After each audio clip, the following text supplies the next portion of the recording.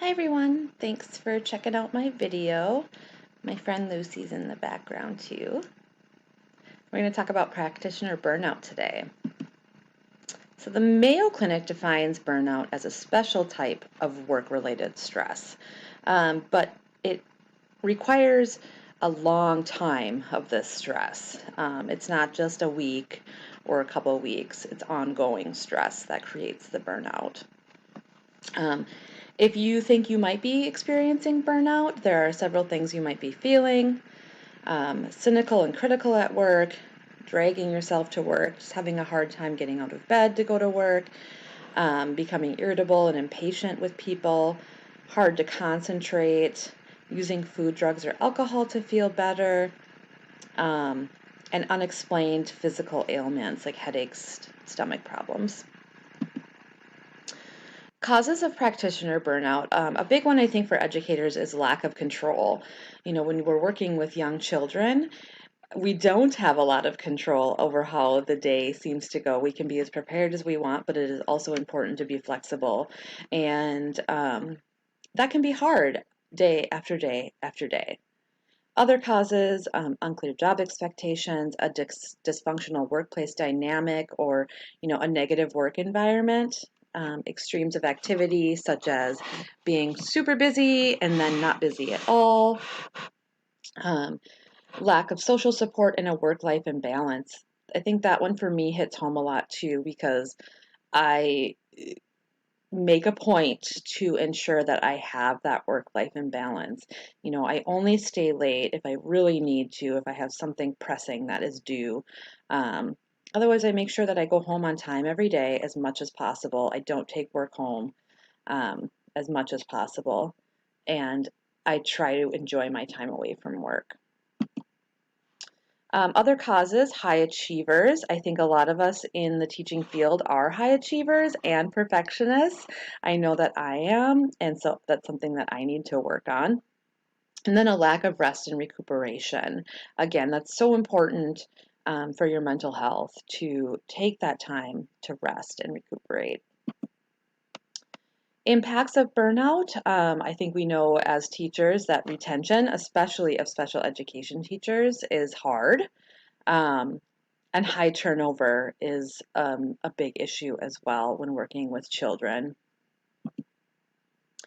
Skills and strategies for overcoming burnout. We talked about the mindfulness-based stress reduction for one of our discussions, and that incorporates mindful meditation and yoga, and I know both of those things really help me to reduce stress and anxiety. And if you add the MBSR to already existing medical and or psychological treatment, it is even more effective. It can help reduce anxiety and panic attacks, asthma, cancer, depression, headaches, heart disease, pain, PTSD, skin disorders, etc. So it really makes a big difference. Other strategies and skills or resources, making time for yourself. I know that we all say that it's so important, but it really is, because if you don't take time for yourself, you can get more frustrated, not only with your students, but also with your family. And that's tough. We can also make poor decisions, and our health can be affected. So set up time to engage in stress relief. Whether you run, work out, take a long bath, turn on music, dance, everyone needs a way to kind of relieve that stress. Movement especially has been found to be a strong protector against stress. Also, I enjoy creating art, or even just snuggling with like a favorite blanket will help me. Using positive self-talk is another thing that I think is so important. Um, Sometimes, our brains listen to what we're telling it.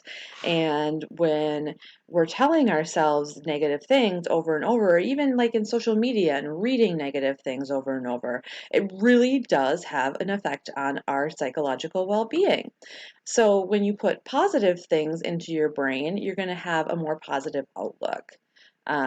So remember that every day has something good. Even the smallest things or happy moments should be counted, and really focus on that versus focusing on what went wrong. Even though I know that those things that go wrong kind of set the tone of our day and our emotions, but there's always something good, and it's always important to focus on that and to be solution minded.